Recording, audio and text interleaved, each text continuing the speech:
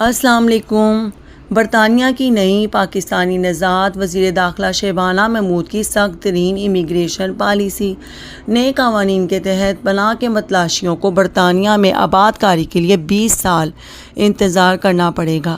برطانیہ ایک ایسے اقدام کی دہلیز پر ہے جسے جدید دور میں پناہ اور امیگریشن کے نظام میں پچھلے 80 سال میں سب سے بڑی تبدیلی قرار دیا جا رہا ہے۔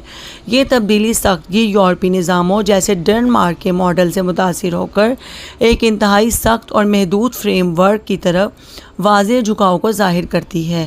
اعلان کردہ اصلاحات کا مقصد حکومت کے بقول عوامی اعتماد بحال کرنا، پناہ کی ریکارڈ توڑ درخواستوں سے نمٹنا اور غیر قانونی نقل مکانی خاص طور پر خطرناک سمندری راستوں سے آمد کی حوصلہ شکنی کرنا ہے۔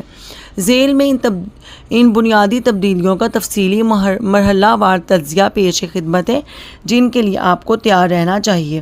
مرحلہ 1، مستقل رہائش پرماننٹ سیٹلمنٹ کی مدت بڑھا کر 20 سال کر دی گئی۔